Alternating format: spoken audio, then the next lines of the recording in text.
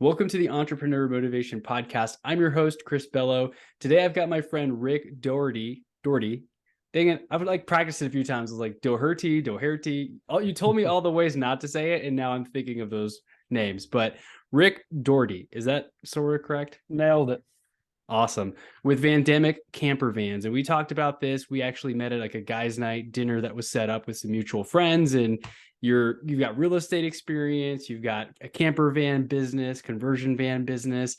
And I'd love to just dive into your story, how that's going, challenges that you're running into, where you're going next, and the whole nine yards. So I guess before we get started, tell us a little bit about yourself. I mean, I have your bio here, but if you want to give us a little rundown of how did you even end up doing what you're doing now? Like, who is Rick? It's a great question. I think that unfolds every day, honestly, which is great. You get to unfold the story a little bit more. Yeah, ever growing. So hopefully everybody's ever growing. I mean, I think I've always, to kind of bring it back to when I was younger, a lot of things came naturally easy. Like I was, I excelled in sports, and school was easy up until end of high school. And then I really didn't want to go to college, to be honest with you. The only reason I did is I ended up going to school after high school. I went to college, and I wanted to play basketball. So that's what I was there for, strictly basketball, and probably to have too much fun. So school was not anything I was super interested in. I never really believed in the school system. Always wasn't sure what I wanted to do back then, but I knew that the idea of going through all that just to go sit at a desk day job wasn't something that I was really like excited for. At the same time, there was a piece of me that really wanted that to kind of fill this idea or picture for people that knew me, that, oh, okay, he's actually doing pretty well, or I'm living up to somebody else's standards or whatever, rather than my own. So school just wasn't for me. I bounced around from colleges, never actually graduated, and kind of set out in my 20s. I was nicknamed Gypsy by my friends because I kind of bounced around and just I moved every couple of years. So I grew up in upstate New York, near Rochester, New York, and spent a little time outside of Philadelphia. My parents had moved down there after I graduated high school. Spent a little bit of time there. Eventually, I moved down to Atlanta, Georgia, in my early 20s, which was an awesome time, and moved down there with a couple buddies. Had this like grand idea that like I would get into real estate, and it just never I didn't follow through on anything. That was kind of like the story of my life in my 20s. And but I had this idea of real estate was the answer, and met a girl there, ended up moving out to Los Angeles, California with her. Was out there for almost 3 years. I ended up moving back to Atlanta for another couple of years, and then eventually moved back up to Rochester for another girl that I've known forever, and we've since are life partners now, which is awesome. And it wasn't until moving back to Rochester that I was in my early 30s and had Corey, my partner, she really kind of helped ground me in a way, and kind of had the confidence and just was like the encouragement to just go for stuff. Like, what's the worst that could happen? And this is coming from somebody. Corey's got cystic fibrosis, which it's a genetic disease. It's a not so pretty disease at all. There's definitely been a lot of advancements the past. There's always advancements going on in the medical field, but it's something where death was always staring at her in the face since she was born. Basically, she was told she wouldn't live past 4. Then it wasn't, she wouldn't live past 12 or get out of high school or college. We're both 43 now, and she's in theory beat the odds at every step of the way. And it's like, how do you live fully into each day? And I was able to see that firsthand, and I feel like I had an edge up on feeling into that. Like, what would it look like if we weren't around tomorrow? What would we do today? Like, I know that's kind of cliche in a lot of the stuff, the entrepreneurial world, but like, for years, for 30 plus years, that's what she lived with, is like, how do I may not have tomorrow. We just may not have it. So long-winded, our relationship, and she had done a lot of personal work at a retreat center down in downstate New York in the Catskill Mountains. And eventually I found myself going there as well. And I still go there and actually leading retreats now. That's just something actually new, which is exciting. But that, like, the personal development of kind of going inside in that type of work really actually helped give me the personal confidence to move forward. And so, like, after my first ever retreat, which was in October of 2010, within 30 days, I wholesaled my first ever house. Wow. And I had no idea what the hell I was doing.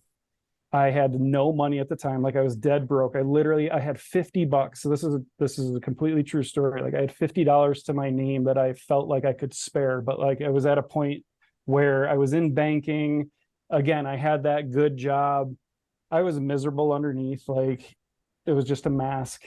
I liked the prestige that came with it and what it looked like to the outside world of what I was doing. But like, deep down, it just wasn't what I wanted to do.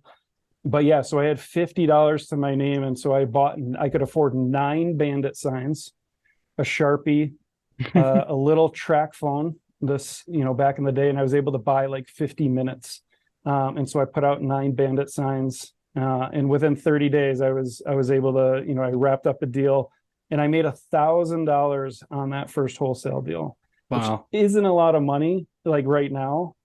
But it's still, at the time, that literally it changed my life for someone who had $50. Yeah, it was like, yeah, I mean, it was humbling, I guess, to kind of relive that, but like, that's the actual reality. But like, that $1,000 was like, it felt like $1 million to me. And it gave me the green light and like, this is possible. Like, this is actually, spent countless years on YouTube or reading books and like seeing other people do this and hearing about everybody else's success. But to be able to complete a deal from A to Z. And I think part of the best part about this story is the deal originated on a little napkin. So I can't remember if it was on YouTube or over a book I was reading that was like, oh yeah, you don't even need an actual you just need something signed on a piece of paper. And so I had no idea what I was doing. So I literally got the homeowner. It was an estate sale is what it was. So the family, literally, we did, and it was a little party napkin. It wasn't even like a big paper towel. It was a little party napkin. Nice. Got everything signed, and the deal was for like $16,000. That's it. Rochester's a very kind of depressed market for the most part. And I brought it to an attorney that was recommended to me, who does a lot of the investor deals. And he's like, I didn't know we didn't know each other at all. And so I walked into the office and I'm like, all right, I got a deal. What do I do? And he's like, what the hell is this? He's like, it's a napkin. What am I going to do with a napkin? So he gave me an official contract, a real estate sales contract, and started my wholesaling career then. So yeah, it was a long winding road just to at least take the initial first step. And like, thinking back, it's just like, I want to kick myself because I waited like literally 10 years to actually take any action. And yeah, if I could go back and do anything differently, it would be just to take the first step 10 years earlier and get started. Yeah. You're going to fumble. I stumbled. It took me a while to do my next deal after that, but I knew it could be done. Right. Right. Yeah. Belief is the first step for sure. And I hear that quote, the best time to plant a tree was 20 years ago. The second best time is today, or like now. Correct, yeah. Because hindsight's 2020. Obviously, we all wish we could have gone back and invested in like all these tech companies before they became who they are, but none of us has the crystal ball to know exactly what that's going to be. So I think that's a very powerful story of just kind of following your path. I know we had a lot of things in common when we met up recently for coffee, of like, just like committing to a place and settling down and just picking something and doing it. Cause even I struggle with that now. It's just, that sounds awesome. That shiny object over there looks interesting. Like, I'm kind of tired of real estate. Should I switch? although I'm getting momentum here, like, do I Yep. commit? Is this my real passion? So I think it's important for the listeners just to realize that we all kind of go through this of false starts. Ed Milet is a mentor of mine who talks a lot about we have false start after false start. You think you Mm, made it, you think you figured it out. Now you got other challenges. That next deal's not as easy to find or whatever, and it's just part yep. of the journey because everything we learned stacks upon itself, and you can apply what you learned from real estate into your current business, and then whatever you're doing in the future, if that ever should change, you're not going into it with a completely fresh start. You have the culmination of all the experiences that you've gathered over your lifetime. Yeah, absolutely. I think that's so true.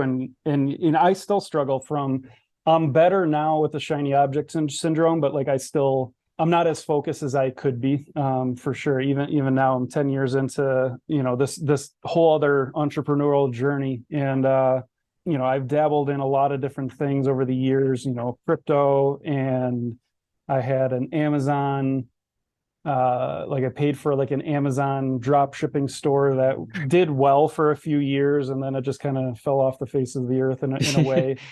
But I feel like, they're distractions, right? At the end of the day, I would consider a lot of those to be minor wins, but like in the macro, like they're distractions in so many ways. And like that's another piece of, if I could, even going back into real estate, I mean, I'm still in real estate, so I've got a bunch of commercial real estate. We actually, my partner from back east that I still have a bunch of commercial real estate with, we actually just closed on a bigger deal. It was a big student housing deal the last week of 20, just a couple weeks ago. So it was an 80 bed student housing project.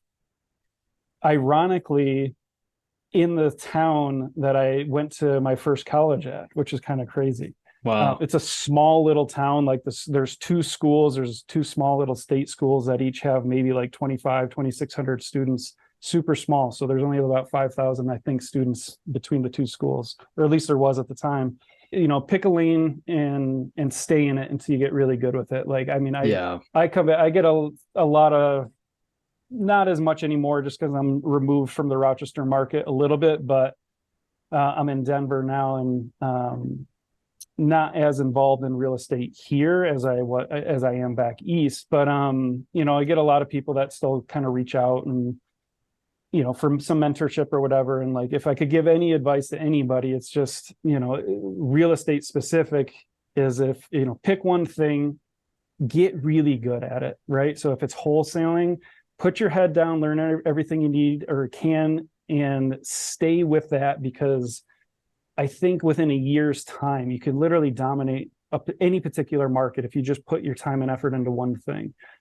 The shiny objects are going to be in real estate. You've got, flipping, you've got some buy and holds or whatever, other thing. I think all that can come, but if my recommendation would be is if you can get great at one thing, you're going to set yourself up.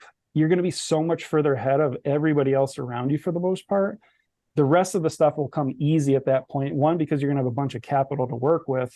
And two, the bigger piece of that is going to be just the relationships that have been created. Mm-hmm. That opens so many more doors. And that's, I've been fortunate enough to, my partner back east, we started, after I did that first wholesale deal, we were working at the same bank together, both super green in real estate, but eventually turned it into what we have today. And we followed through on what we said we were going to do. Like, we committed to something. Yep. Sometimes it wasn't even the best deal, but we followed through. We would close on it, and you build up your reputation that way. People started bringing us deals where we didn't even have to market for a few years, which is kind of wild thinking back too. But relationships are huge, and it's everything in all of this, and in everything that I've done so far. So yeah, relationships are huge for sure. And that's one thing, like the leads that you can get from there, the deals, just the best types of deals will come straight to you without even having to go on the market or being shopped around, whether it's real estate or any other industry, because you have that relationship, the trust is there. You still took down those deals, even though you're like, I don't know if some of these deals aren't as great as we thought. But whenever you actually follow through and closed and did what you said you were going to do, that's almost like I've done a few recent deals where the commission was just like a couple $100. I'm like, man, is this even worth my time? Why am I doing this? But it was almost like just doing it to help them out now because I know that's going to open the floodgates for the future deals. And seeing the macro, I think you mentioned that word earlier, not just looking at the micro, but the macro picture. This lead source of mine who sent me that referral has already sent me several deals, probably close to 9 or 10 actual transactions that have closed. So it's a no-brainer to say, yes, let me help this client. I can't just be, cherry picking leads at deals. I want to be very helpful to him and all of his clients so that he can continue to refer more business to me in the future. So relationships are huge. And sometimes you're not always going to win. It can't always be win-win. You're not always going to make the big bucks. You got to do some of the small things too. It's like scratch my back, I scratch yours type thing. Right. Yeah. 100%. I think that, there's not always $1 million at the back end of every relationship, but there can be. I mean, I've got a good story for that too. I mean, we got into self-storage facilities. So we've got 4 or 5 storage facilities right now. And we've kind of packaged them together and threw them out. I think I shared that with you. So that, one of the facilities in there was strictly relationship provided, where it was a crazy deal. Like thinking back, like it's a 320 unit facility that was up and running. It was just not even mismanaged. It was a mom and pop ready to sell. Excuse me. And, it was under contract with another investor that I actually know. They couldn't close on it. And so the person that brought it to them knew us as well. And, he called us up and like we had like 24 hours to decide, but like, I can't remember that. I think it was 975. So it was $975,000 is what like the deal was. It was under $1 million, solid property. There's not much we had to do. Is just, we put a better facilitator in place on site. And this was 4 or 5 years ago. It's part of this package, but right now that property is being marketed and there's a couple offers on the table, but that property is a $3 million property now, just for being managed better. And for, again, the past of following through and developing relationships, we would have never even known about that. Right. And so there's a $2 million windfall on the back end of that we haven't added anything additional to the property. It's just better managed, rents are up, and it's a well-oiled machine. But again, that'll be like the biggest, at least to date right now, that'll be like the biggest kind of, like you talked about, scratching each other's backs. You do good for somebody else, they'll scratch your back and provide something. That's a great story of like, wow, that's a couple $1 million profit on the back end. That's amazing. Pretty cool. Absolutely. And I think that kind of shows the power of playing the long game and just being consistent over time. Because if you didn't do a great job, or you had a bad reputation, or someone thought of you and then they're like, oh, those people didn't close that other deal I sent them, and they went to someone else, you might not even have known about that opportunity at all. And, ignorance is bliss sometimes. So maybe if you didn't know about it, it wouldn't have hurt. But at the same time, now you know the power of that. And it looks like my cat has emerged from the couch. I'm going to throw her out real quick before she jumps up here. 1 second. All right, my bad. No worries at all. Totally get it. So the power of consistency, man, that's one thing, is just showing up. And I personally have to remind myself about this, because oftentimes I get very into that go-giver mindset. And then I'm like, man, I'm giving and giving, and I've given so much time and effort and energy and tips and hacks to people who ask for my time, oftentimes for free. When am I going to get? When is it going to come back? When am I going to get that referral? When am I going to land that client? But we can't give with the intention of getting. So that's kind of the catch-22, is like, you have to give in order to get, but it's got to be actually pure from the heart. And because people could tell if you're just trying to do something real quick to get something back, Yeah, I think everybody wears it on their face. Like it's hard to mask that. I'm sure there's a handful of people that are pretty good at that, but but for the most part, I agree. I Just agree the with you on vibe that one. check, you could tell real Yeah. quick. I'm like, man, this guy, I've got one guy I'm thinking of, and he's always asking. Every time it's a DM, it's like he's pitching me on something, or he wants a referral, or wants an introduction. And I'm like, man, this guy hasn't really asked how he can help me at all. He's always Yeah. just asking how I can help him. Where it's almost like the boy who cried wolf. Anytime I see a message from him, I'm like, I'm not really excited to open that one because I know what it's going to be. Yeah, and that's and tough. you don't want to be that person. If you're that person who's always helpful and adding value, you're going to be that person that people want to reach out to whenever they have that thing, or they've got a referral or something. They know you'll take good care of it. Absolutely. I think that makes a lot of sense for sure.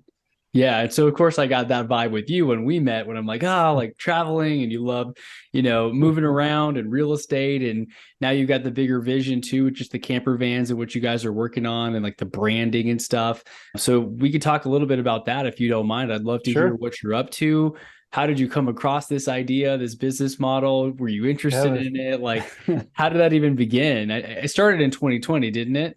Yeah, so the camper van started in 2020. So my brother and I, so we're 50/50 in this, and Corey helps out.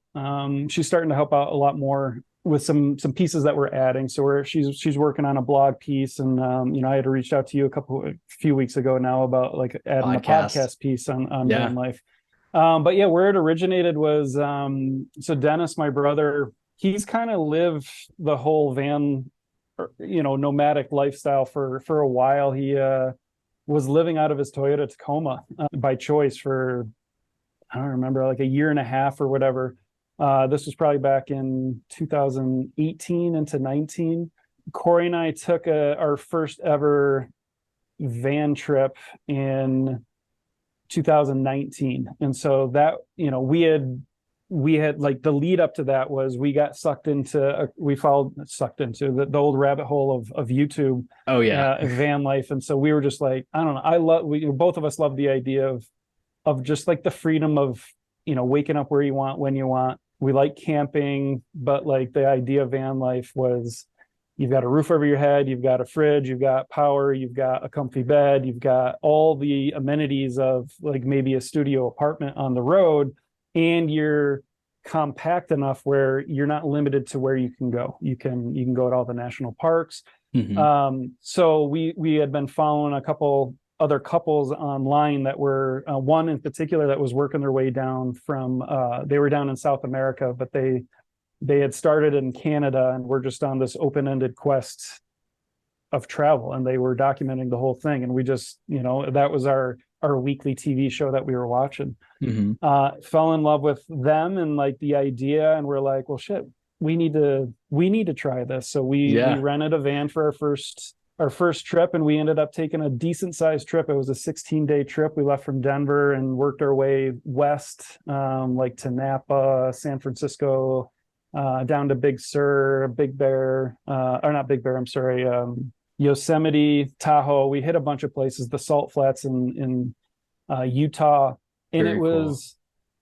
it was just awesome. So we had our dog with us, and it was just amazing. Like I'm like, yeah, I could totally do this. So like, I mean, You're making me want to go on one of these. I'm like, dude, I it's haven't done this yet. I need to.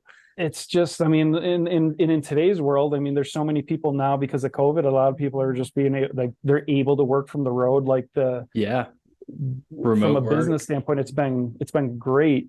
But that was really kind of the introduction. Like Dennis, and this was at the beginning of COVID, like when it first, the beginning of 2020. Dennis was still in his Tacoma, and we were just like, dude, why don't you just look into getting a van? Like, I mean, Yeah. he's my height, like he's 6'1". Like he's like, yeah, I mean, it's a little cramped in here. And Yeah. No so, kidding. so he did get a van. He bought it in Alabama. Our parents live in Florida, so he was on his way to Florida. Him and our father built it out, that first one. And like while he was gone, we had talked about starting. Well, this is something. What the heck are we going to do in the pandemic? Like the world shut down. Like let's build vans. So when he was out building that out, I was looking for shop space, and he got back. We kind of hit the ground running. We found a used van in July of 2020, and it took a while for that first one to, like, we were just figuring out layout, and like, you've got a real estate background, so in most a lot of people will understand, like a kitchen is nice and square, like this box we're in. So hanging cabinets up here is very simple. In a van, there's nothing square. Everything's rounded. Oh yeah. There's weird angles. So like it took a while to figure it out, and it took 4 months to finish that first one. But also with COVID was supply chain issues, and so it was just an interesting kind of mix. Long story short is that first van sold in November of 2020. And just that first van created all of 2021's business for us. Like we had client builds lined up for all of 21, which was awesome. And then, the market keeps shifting as far as like demand. The demand was so high for the vans themselves is that, normally we're used to just going to a dealership and walking or driving off the dealership with a vehicle. Like they don't carry vans anymore. Like you have to actually order it. So now it's a 6-month process. Wow. And all that. So like it's ever changing right now with what we're doing. It's a combination of client builds, but we also, we offer 2 layouts just to keep our own sanity and be able to keep on some type of timeline. Yep. So my father-in-law runs a dealership in Missouri. So that's where we actually buy quite a few vans, just build them out and then throw them up for sale. And then we're able to sprinkle in some client builds along the way. But it's such a great community, and I'll always do real estate in various different forms or whatever. I mean, I've got a couple of 1031s. So like, I mean, I'm kind of married into a couple of my partners at this point of we'll have to continue to do that. So, and that'll be in the bigger commercial stuff. Vans has been interesting in like the community itself. So like real estate, the community is more so like the community of investors, which is great. Like somebody like you and like how we were introduced is like, that's a cool piece of it. This is a different aspect in the actual client. And yeah, our experience has just been pretty awesome. Is like the actual community, like people actually on the road. And even like we go to a bunch of van shows, like trade shows or whatever, all the vendors, like everybody's just, it's a pretty welcoming community. It's hard to put, and I'm trying to think of something to compare it to, but it's a great community. Like you mentioned earlier, like people scratching each other's backs, like this is a perfect example in this community where everybody's friendly, like hearing people that clients that we have that are on the road, that they just link up with people along the way and end up traveling together. And it's cool. Just like, that's freaking awesome. Like, I think that's what it's all about, right? Like it's just community, having a good time, doing what you want. And, there's people that are working from the road, which is cool. They're starting their own business on the road. Like there's just so much opportunity out there. And I think that's what like kind of lights me up about this. And it's not just van life, but like in general, it's just like, what wakes you up in the morning to go, like, just go for it. And like, it's interesting. Like there's a part of me that like, I'm eating my own words, because where am I? I'm sitting in my office right now. We're building out vans. I'm not out on the road living life. So like, we're working towards figuring out how to do that. And like, part of an idea I had was to have a podcast from the road, like in a van, and just interviewing other people that are living on the road or other vendors. And I don't know, that's like the grander picture. And but again, kind of how you and I spoke a few weeks ago is like just baby steps of just starting. All right, it comes back to the basics of ideas are great, but like ideas are nothing but something on a piece of paper until they're put into action. So it's taking the necessary steps to get there.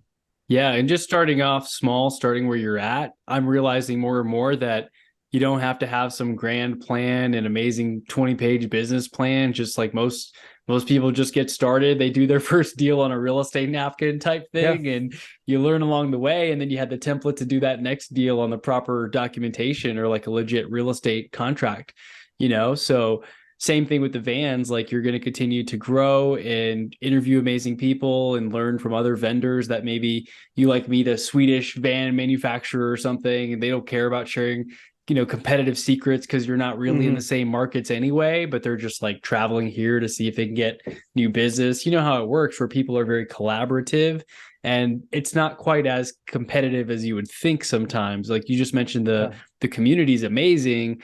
I noticed that with the entrepreneur community, the folks that I've been friends with, they're not afraid to hide any secrets. They'll tell me exactly the right steps, exactly the scripts that I need to use, the exact tools.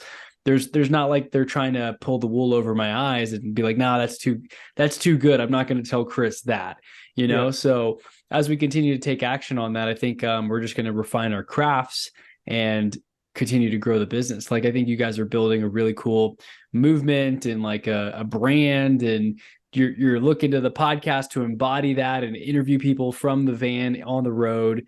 Like, I just love the vision you have for it. But like you just said, you know, it's about the execution now. So now maybe planning that trip, and let's do 3 episodes from this location with like the backdrop being the ocean or whatever.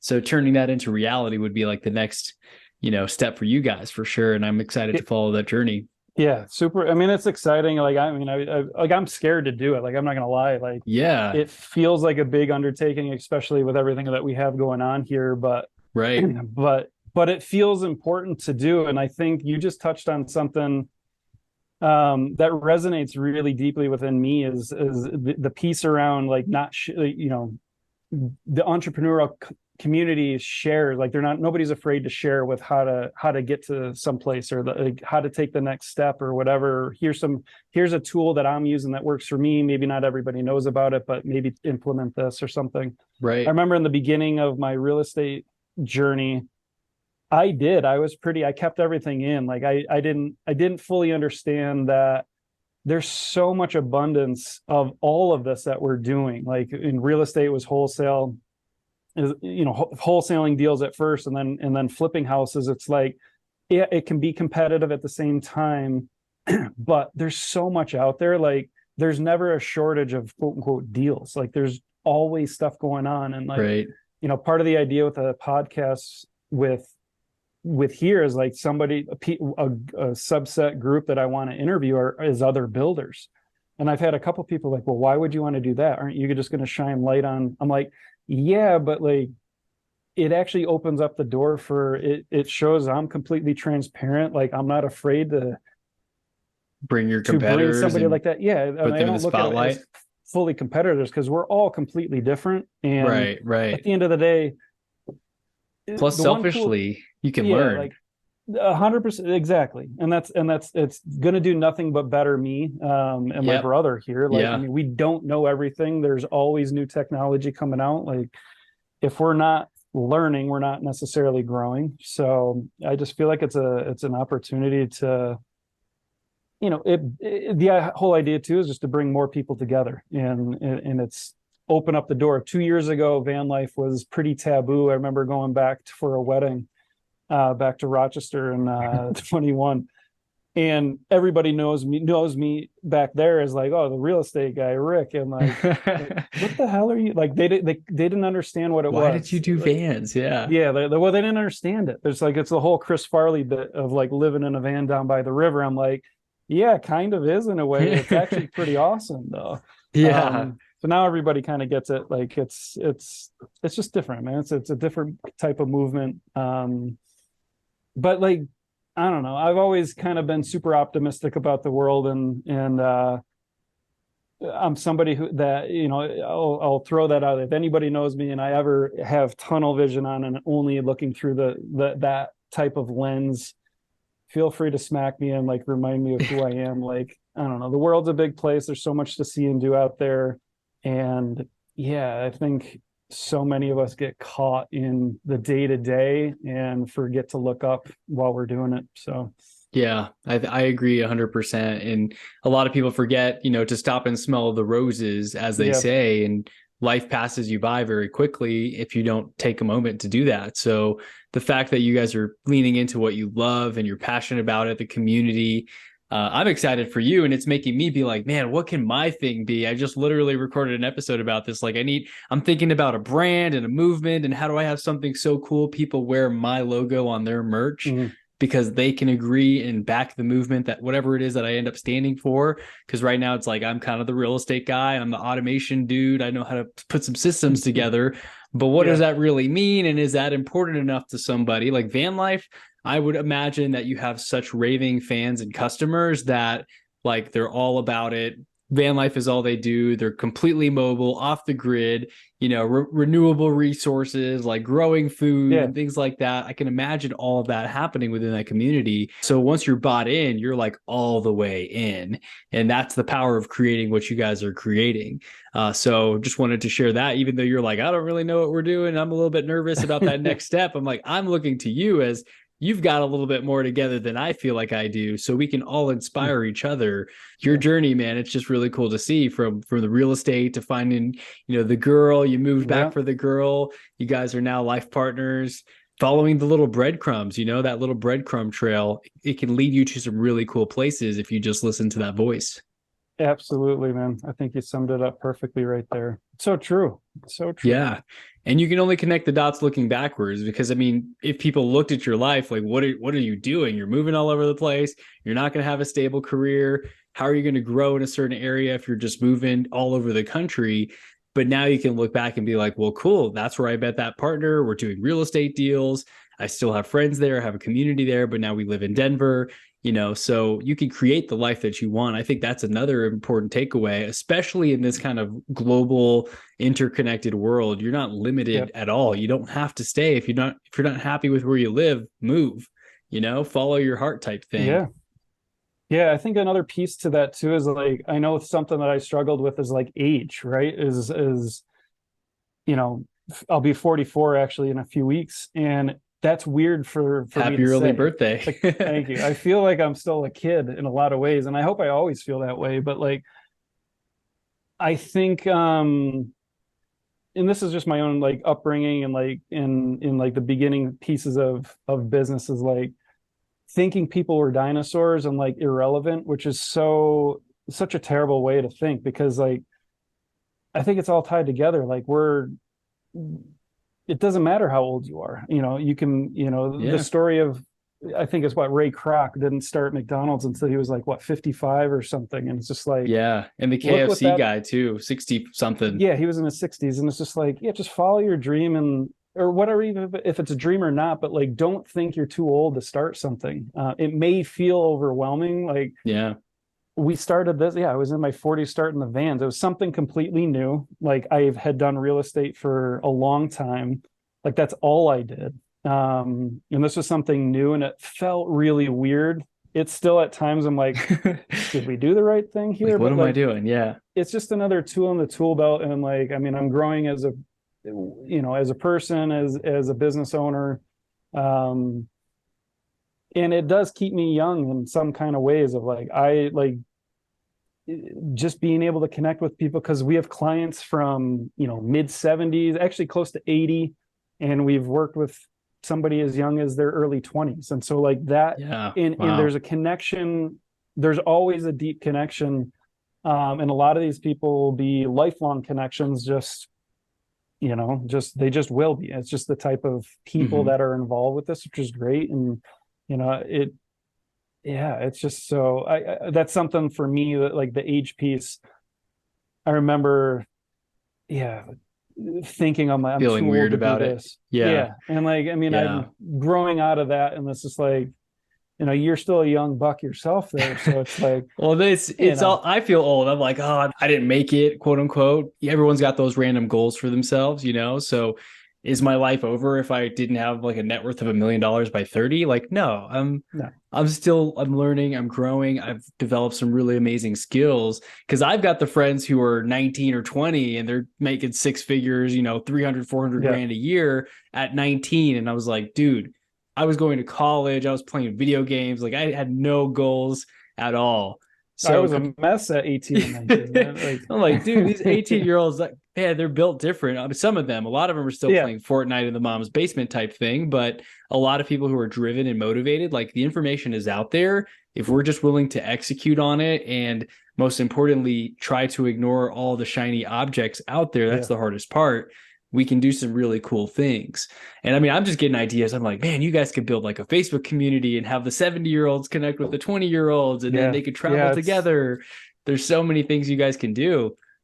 Yeah, there is. I mean, meetups and we've got a lot of ideas, but we're trying to focus on a Focus. couple Yeah. things, for this year's a blog and the podcast. So I Yeah. feel like Yeah. those are big things. So Absolutely. And I know you, when we spoke last, you said like the videos that you guys had initially made of the build outs and just giving some background about various camper vans that you were creating or modifying. I'm not sure what the right converting is, maybe the best word. convert. I mean, yeah, but I mean, there's no right or Updating, wrong. converting. Yeah, you're still kind of leading the way here in this industry that's still relatively, like you said, I feel like it's still gaining steam and popularity because a lot of people are kind of like, what is that? Why are you doing that? And it's starting to make more sense, especially as more and more people go remote. But like the content creation, man, like that's something that I need to work on myself, because as you continue, that ends up being shared. So people are sharing your videos and more people are learning about you. And it ends up being a really cool way of just generating inbound business and keeping your pipeline full. So that's another thing that I think content is going to continue to remain king for all of us. Yeah.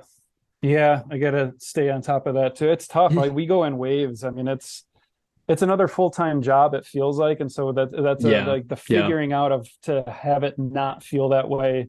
We're that's a work in progress for us for sure. Because it's so valuable, right? I mean, anything can go viral these days, and like this is such a viral-esque industry, the camper vans. Like people, it's funny, people like just so I was real quick. So yesterday I actually drove, speaking of another shiny object, we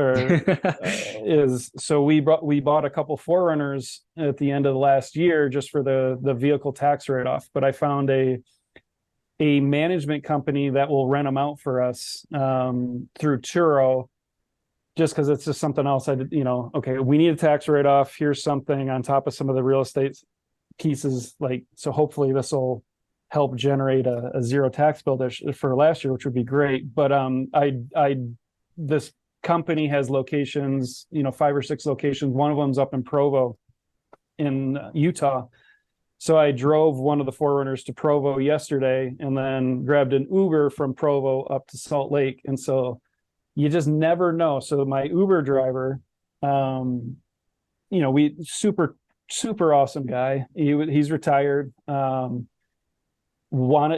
Just happened to be, he's like, asking me what I was doing up there. I'm like, I told him what was going on, but I also build out camper van. He's like, really? He's like, my wife and I have been talking about this. So like for an hour, I got to talk to this guy, and like he asked some really great questions, and you just never know. But like ultimately where I'm going with this is like to see somebody light up talking about camper vans. That's amazing. It just puts a smile on my face, because it's still kind of funny to me in some way of like thinking of the whole Chris Farley bit on Saturday Night Live. And this guy, I don't know exactly how old he is, but he's retired. He's probably, 60s, maybe early 70s. I don't know. But to see him light up like, a little kid, is just like, so what would I want? What would your recommendation be if like I still wanted to do this? Like he's a big skier, and he's just like, so how would I outfit it? It's just, you could see the wheels turning, like he's actually put a lot of thought into it. He's imagining his camper van now. Yeah. Yeah.